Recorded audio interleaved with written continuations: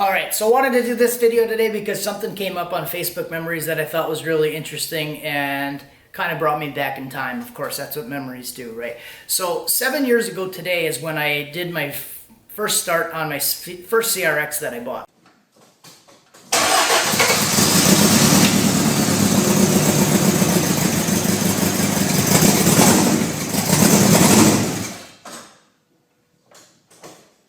Getting there. So this is significant because now I do a lot of engine stuff, which before this time I never really did. I was into stereos and building competition stereo vehicles, and I had a really big van that was like loud but it was really inefficient. It took a lot of power, and I was kind of transitioning into becoming more interested in efficiency instead of like bunch of money, bunch of power, kind of loud but not as loud as it could be.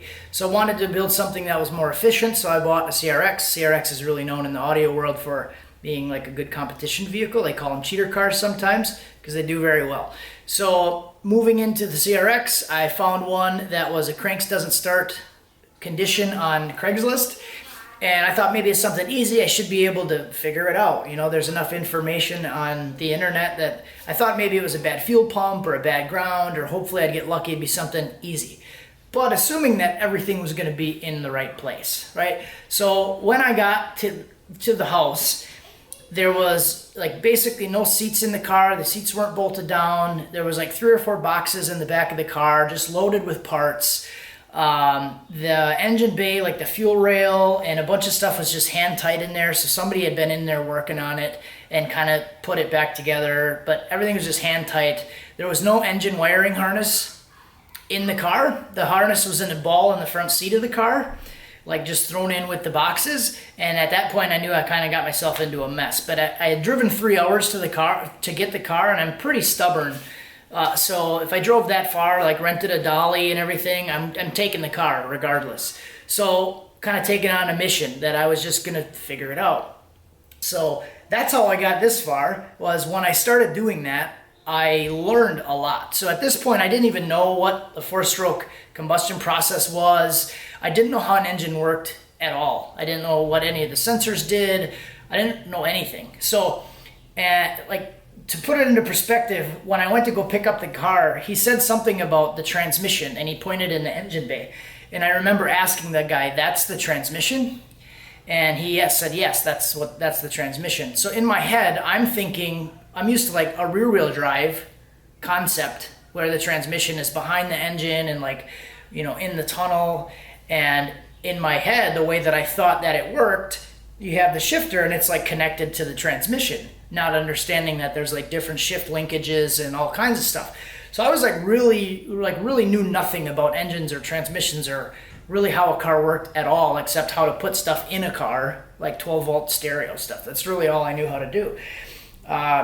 So I took on a big task, took on a big mission with this thing.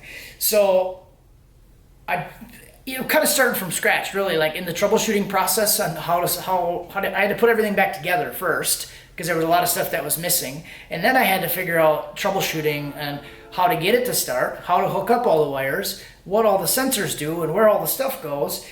And then I got it to the point where it would crank and I had spark, but I couldn't find injector pulse. So I spent like probably 3 weeks to a month trying to figure out injector pulse. And that's when I started buying tools, like buying a Noid light. I didn't even have an engine hoist at this point. You can see in some of the pictures that I'm using a floor jack and subwoofer cutouts to lower the engine out because I didn't really have any tools. Like, didn't have a timing light, didn't have Noid lights. That's when I started buying all that stuff to try to figure out how to put this car back together. So then I finally ended up getting it running. And that's the point of this, and I'll show the video of the first start.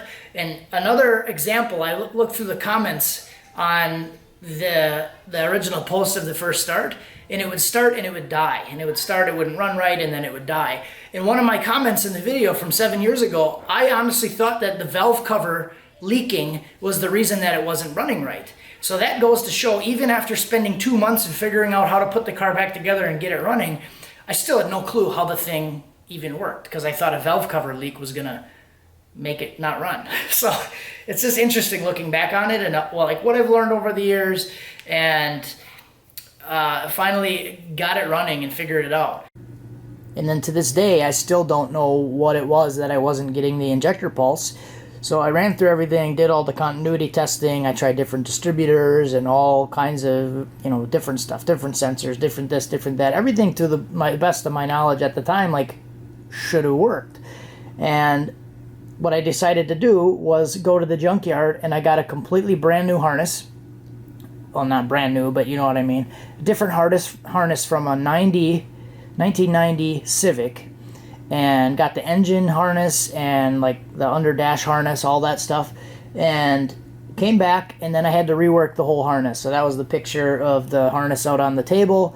I had to go back, and then I had to learn how to do the dual point to multi-point fuel injection conversion on it and all of that stuff. So that was a big, process learning all that. And I put the new harness and everything in the car, and I had injector pulse at that point. So there must have been something bad in the harness that I wasn't able to find, bad ground or something. But swapping that harness actually fixed it. So I thought I was done at that point, right? Until you can hear it in the video. It runs really crappy. It was just pouring white smoke out of the back of it. And then I ended up finding out that there was a hole in the piston. I took the exhaust manifold off. One was full of oil. It had a hole in one of the pistons. Like 3 of them were cracked. One had a hole, 2 of them were cracked. And I ended up having to replace the whole bottom end of the engine. So then I got into like taking the head off and taking the bottom end out of the car and unhooking that up. And then, putting the head back on, adjusting the cams, doing all the timing. I had to figure all that stuff out.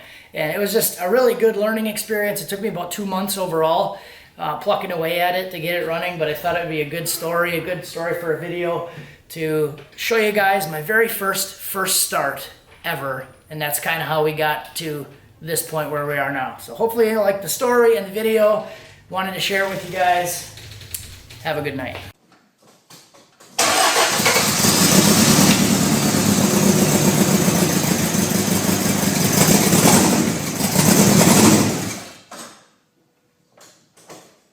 Getting there.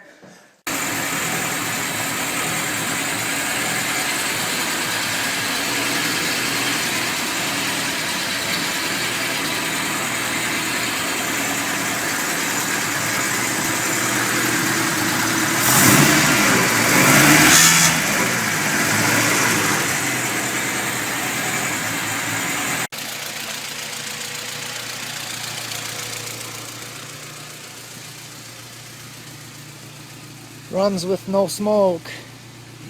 Very nice.